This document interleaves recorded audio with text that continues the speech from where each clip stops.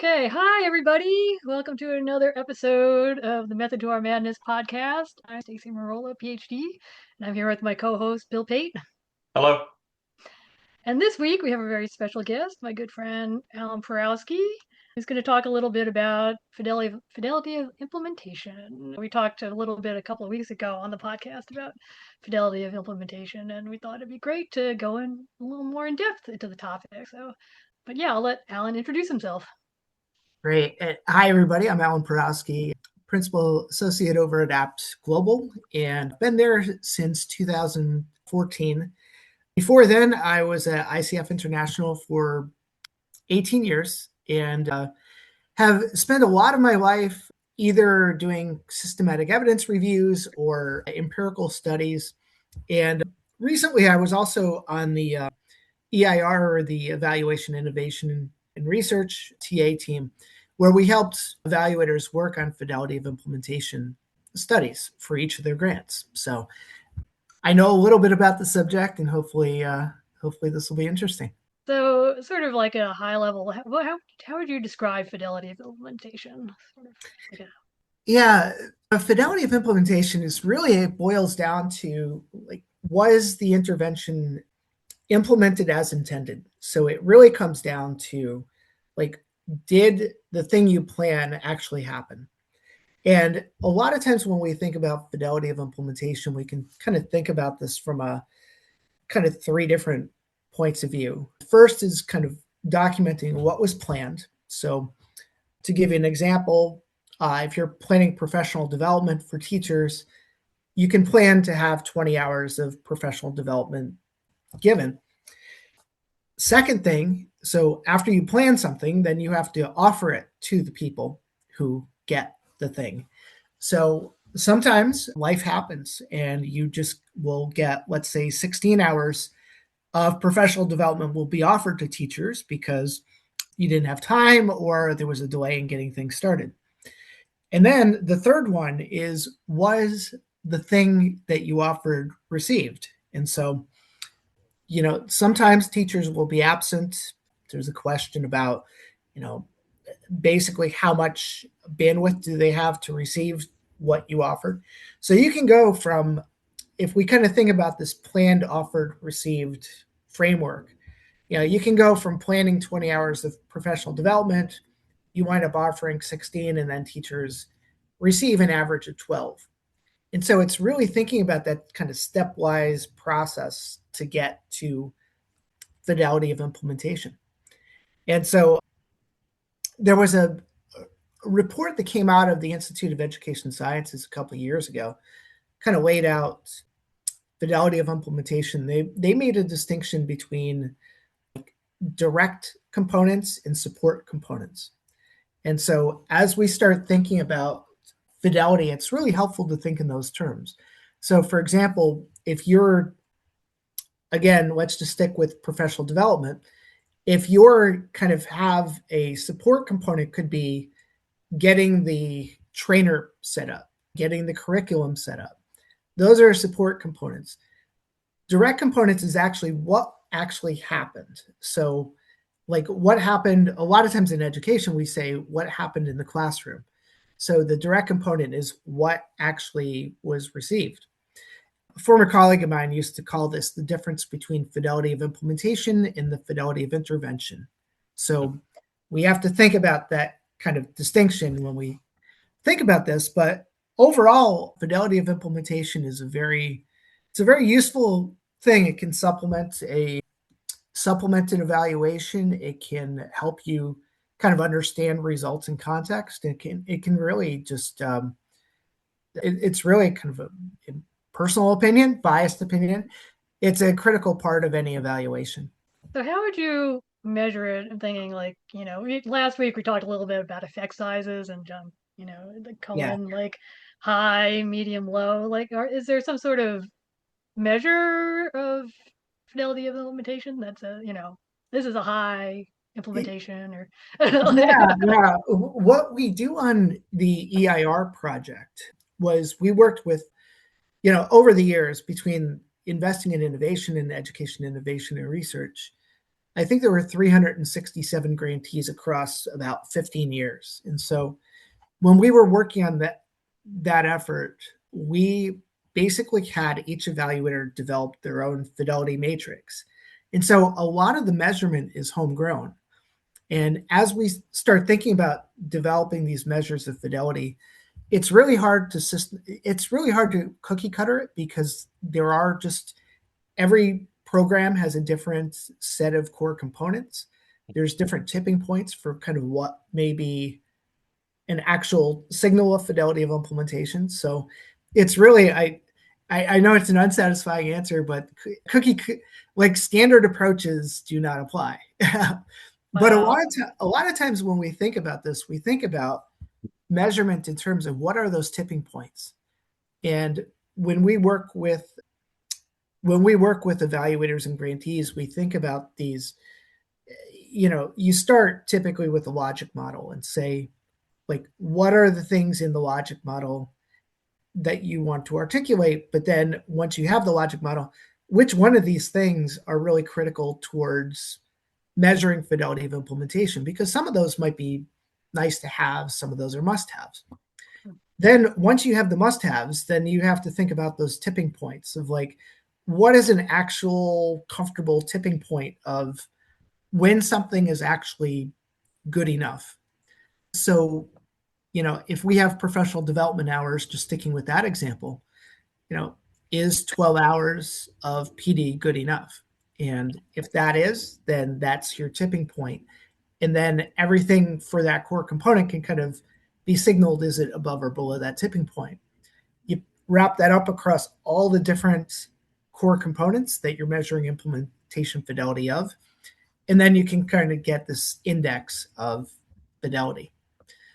But there have been other approaches. I know David Cordray did some work with measuring the treatment contrast, where we start thinking about fidelity measures of the treatment and the control group to think about what is the actual contrast or what is the actual distinction between treatment and control.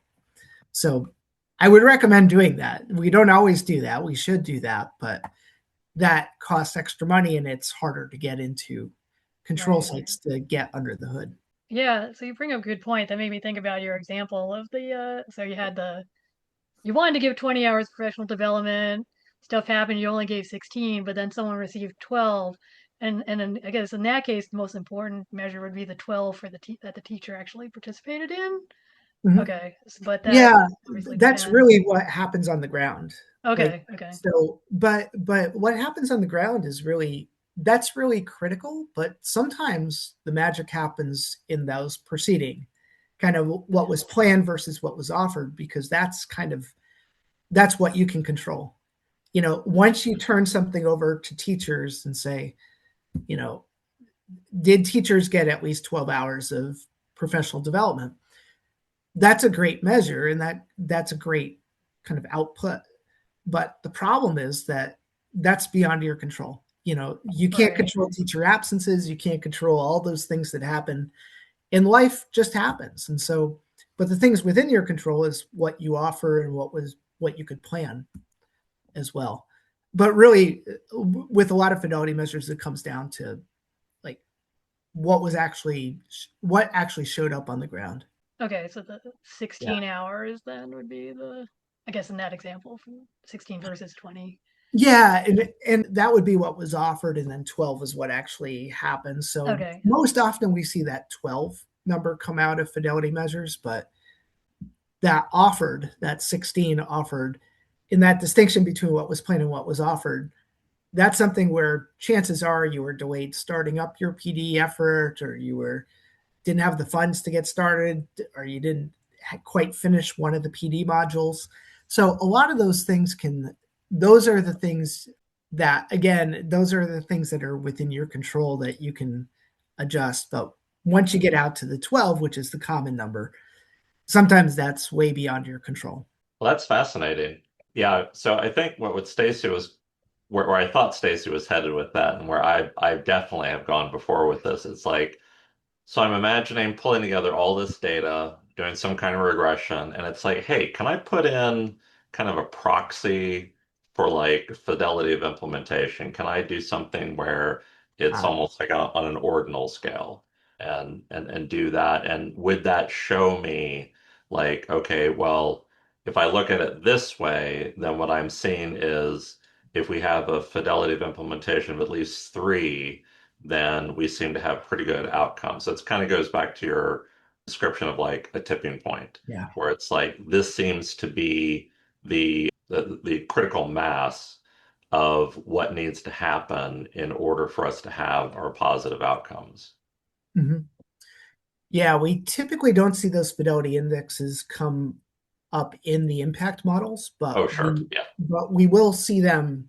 It's a great post hoc analysis to find Okay. out like where are we detecting change, because and a lot of times it's a lot more blunt of an instrument than that. So you'll see we'll basically just look at effect sizes by site level compared to what their fidelity score is, and just see if there's a it's more pattern matching than anything else. But just kind of if you have enough sites that really allows you to do more of a regression based analysis, it can be really enlightening. Because again, when you don't have fidelity of implementation, or there's kind of different scenarios, right? Because you could say, did we have fidelity of implementation and we didn't find effects, positive effects? And that tells you something where, okay, this was a good manifestation of the model, but we didn't find anything. If you don't have fidelity of implementation, but you still found effects, that can tell you what do we think we thought we needed, but we didn't actually need to get these effects. Right. And so really though, this kind of post hoc analysis can open up just huge opportunities for learning that most of the time, quite frankly, people don't do. As evaluators, we tend to get caught up on p-values and effect sizes, and we forget the how and the why, which is quite often where some of the most interesting findings are in studies. So I think going back, I think I'm trying to figure out how to explain, like, Yeah. people don't know anything about this, like how are they implemented? And so I just want to go back to the matrix, I guess, a little bit. Like, would you have, like, let's say, yeah, just if you're just beginning evaluator and you want to get into fidelity of implementation, would your matrix that you mentioned before, would it have like your planned and the things you control, like you mentioned, like I want to do this many, and then like this is how many that actually happened, and then how do you get? Is it just a tally? Like, is it just like, like It's a very unsatisfying answer, but it is. it is okay. It's addition. It's addition. Okay. That's where a lot of what we do was on EIR, for example, was you in your matrix, you have for each core component, you say what it is, what did you plan to do, what are some tipping points or thresholds to signal fidelity, and then how much of that did you do. So we would typically measure fidelity at least twice over the course of a grant, but typically every year we would measure fidelity of implementation to see like how are things progressing. And that fidelity matrix was just, and you can upweight certain factors too. So you could say, okay, well, full fidelity is going to be 3 points. And then if you do 50% of that, you give yourself 1.5 points. So it's multiplication plus addition in a matrix. But yeah, nothing too fancy. But this can be a really important way of thinking about your intervention, because it gets people to start thinking down to the core component level. And once you start thinking about starting with a logic model, thinking about what's necessary, getting down to core components, you start having these kind of really interesting realizations about your program. What is necessary? What is that tipping point? In an old evaluation I did with communities and schools, we brought in we had what we called an implementation task force. And we brought them in to say, okay, here's the different domains of of fidelity of implementation. So part of it was planning, part of it was service delivery, part of it was the follow-up. And for each one of those, we just had the implementation task force group of site leaders to say, how should we weight these? Like, what is the relative importance of these? And that created a really interesting discussion about thinking about the model, kind of where is the magic happening in the model? And where we wound up was in a place you wouldn't think, which was the model. Like, we always think about all the action happens at the service delivery point of view. But with communities and schools, a lot of the magic happened in the coordination. It's coordinating services. It's doing the wraparound services for the kids and getting them, eyeglasses if they couldn't see the chalkboard. It's getting them Yeah. fed if they came in hungry to school. Yep. So, a lot of this fidelity measurement can really help you come to a certain self-actualization about your program and kind of what should you be valuing more than others. So the tipping, sorry. Oh, sorry. Yeah. I was going to say, so the tipping point comes from the logic model, the discussions with the... Yeah, the tipping point is really a value judgment. So okay. Now there's kind of an art to it, because you want to set your tipping point high enough that you're giving yourself that it's a fair assessment of fidelity of implementation. But you also don't want to, if you set the bar too low, you're pretty much admitting that any potential outcome of a fidelity measure is not going to be the true model. Like, you didn't quite, so yeah. There, you have to find that really nice Goldilocks spot to say, like, what is an actual fair and reasonable assessment of fidelity? And again, maybe an unsatisfying answer, because I know we're looking for the science behind things, but it really is a value judgment about what the program staff think of what that tipping point should be. Yeah, actually, sorry. Actually, for me, that whole Goldilocks thing, I think, is something that a lot of people miss, where even though we're talking about a scientific, rigorous, quantitatively driven thing, a lot of times it does come down to value judgment, but I think that is born of expertise. And especially from your position, when you had to look at all those different studies, and it's like, well, what's going on here? And I think it brings up another point, which is perhaps a systems level, like perspective or lens is useful, because then you're taking into consideration those interactions of different things that maybe you weren't aware of that would have an impact on that outcome. Because something as simple as like kids being hungry, it's like, I think that's one of the things they figured out with like Head Start or some of these after school programs, where it's like just having snacks available, and these kids are like, awake and they're fed and they can focus and they can actually do the thing that you want them to do. That's cool. Thanks. Yeah. And that system level thinking is also, you can kind of think about systems within your ecosystem of program sites. So, for example, if you have variance and fidelity of implementation across different sites, a lot of times we look at variance as a threat, and variance is a huge learning opportunity. And so, if there is some variance in implementation fidelity, that can help you really tease out what are within this ecosystem, what are some of the factors that may be pushing fidelity down in some locations and what may be pushing it up in other locations. But then also, when we think about fidelity, I mean, those adaptations, like thinking of sometimes when you don't have fidelity, that can be a great thing, because then you see, like, how do sites react? Like, what did they do instead to handle a given challenge? And that's where you can start detecting innovations. A lot of times you can start detecting adaptations, and not to get too far up on a soapbox about it, but detecting site level adaptations and kind of thinking about this ecosystem of like, what are some reactions to the lack of fidelity that get you to potentially a better place?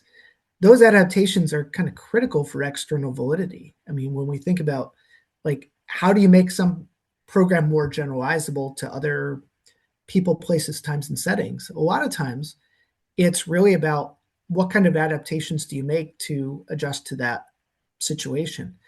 And those adaptations, fidelity measurement can kind of help you uncover that.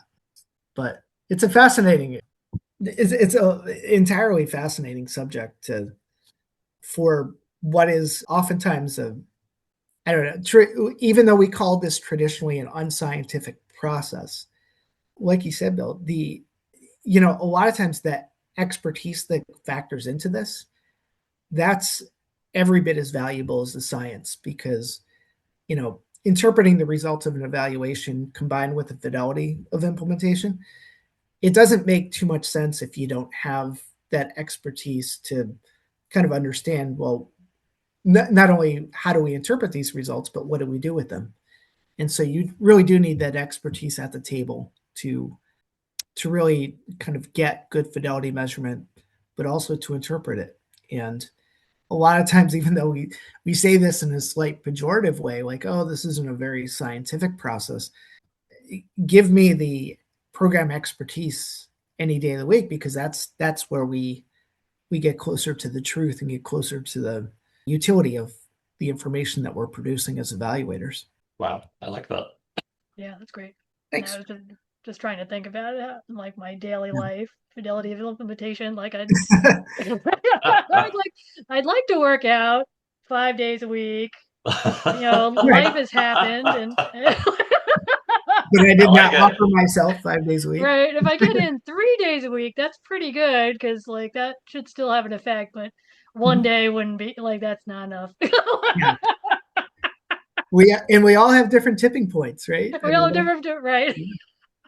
Too bad there wasn't like a separate pot of funding to like do this like post hoc stuff that you're talking about, where it's like all these different studies, all this money was spent, and of course they said they would spend it in a certain way, and they did. And yeah, it's like, why isn't there like a built-in, kind of like learning, or specifically the post hoc fidelity of implementation, in terms of like, well, what was identified as being different? What are the reasons for those different? So the explanation of the variance and the different measures, or the different implementations, and like, what would you recommend for next time? Because it seems like to me that that only comes from the experience of somebody who's done it before, and they're signing up for something new, right? And they're saying, oh, well, if you want to do this with like high schools and like rural areas, you really need to do XYZ, because if you don't, it's just not going to work. Yeah. And the EIR program was the EIR evaluation was actually cut through federal budget cuts. And so some of that work was actually underway to make sense of all the fidelity measures and kind of what sense can we make of those. A lot of times people shy away from this just because every program is different. Every tipping point is slightly different in different locations because they are self-defined. But at the same time, if we kind of think about this as core components research, that flips the script a little bit, because we can start thinking about what is this variance of a given core component that we see across evaluations. What is that core? What is the difference in tipping points and fidelity telling us about that? And you start getting into a lot of the core components research, which is where, quite frankly, a lot of my work has been going in recent years, to really identify, to deconstruct programs and say, well, what are these individual components that can be improved? And then how do we look at fidelity of implementation of those and learn from it? And I know you both know this, but just for the sake of the audience, once you kind of boil down a program to core components, you're empowering a much larger audience with evaluation findings. So it's not, adopt this program wholesale is not the outcome, is not the lesson learned.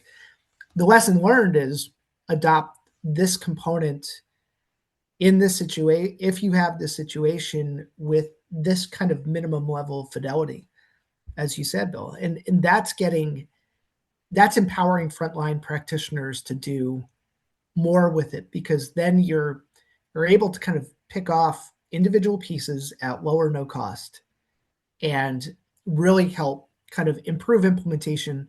And everybody has a role in that because they can improve the components under their control. So to me, as we start thinking about fidelity of implementation and where we should go, I would love to see it kind of move towards that core components research that we see a lot of. And this has been one of my, I think we all have journal articles that we have in our heads that we have never written quite yet. And the one that I keep on going back to is I really want to do something on essentially a meta-analysis of core components to find out what are, in my own head, I call these universal truths, but what are these universally good things that we should be supporting no matter what field you're in, no matter what situation you're in. To give you an example, if you're working with kids, having a positive adult presence in their life is just a good thing. Following up with kids and kind of staying on top of them. So often in a lot of my work on dropout prevention research, which Stacey and I work together on, a lot of times when you talk to kids who are in these dropout prevention programs, they'll say, well, this person was a total pain in my butt, but I needed that.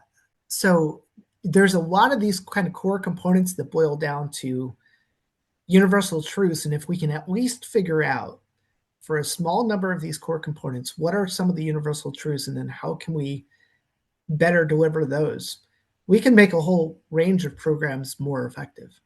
But it's easier said than done because we're working with pretty messy fidelity data to start with. So if you got a program with low implementation fidelity, like what do you do? Just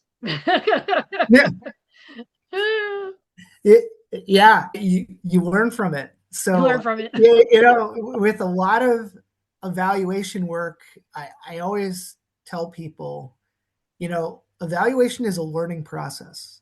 Like at the most fundamental level, it's about learning. And so if you have low fidelity of implementation, that's a data point that you can act on. And then the key question is, well, why was that fidelity low? Because rarely fidelity is low because somebody just didn't feel like it. Right. Fidelity is low due to a funding issue, a resource issue, a time issue. And if you're able to kind of look at the root cause of why that fidelity metric did not get to where it needed to be, then you can really start to solve big problems that can be really broadly applicable to a lot of programs. So that low fidelity, sometimes, a lot of times people are kind of afraid of getting that designation of low fidelity, but that's your learning opportunity right there. Like we oftentimes don't learn if we're just told, oh, you're doing a great job and keep up the good work. It's identifying the challenges and secondarily what to do about them that really is where the learning happens. Definitely. When we knew we were going to talk about fidelity of implementation, the one thing that I didn't quite get to that I wanted to make sure I said here was there's a certain value in backwards mapping a lot of what you're doing with fidelity measurement. A lot of times we think about, we're just naturally left to right thinkers, but thinking right to left can be extremely important because with a lot of fidelity measures, you start to get to a certain point where if you at least kind of think about what could happen, if we find, to use your example, if we find low fidelity of implementation, what do we do? And there are going to be some situations that you can act on. Some situations are beyond your control. And so it's understanding the backwards mapping can also help you figure out what to measure going forward. Because if you're measuring things that you just can't control, ultimately, you're not going to learn too much from that. You can find out why things went off the rails. You can figure out who to blame, I guess, but you're not really figuring out what you can do and how you can act on the information. And so as evaluators, we try to keep data collection burden to a minimum whenever we can. And that's part of it, is really kind of this backwards mapping thought process with fidelity measurement that can be really, really important. But All right. I think that was the only thing in my head that I think I wanted to make sure I got in before the end of this. Appreciate that. Yeah, absolutely. All right. Well, thank you so much for joining us. This was Oh, great. thanks for having me. Yeah. Yeah, if anyone out there has questions for us or Allan about implementation fidelity, just, reach out. We're on Blue Sky, Facebook, Instagram, LinkedIn. We've got our own websites. Yeah. So, all right. Thanks, everybody. Thank you.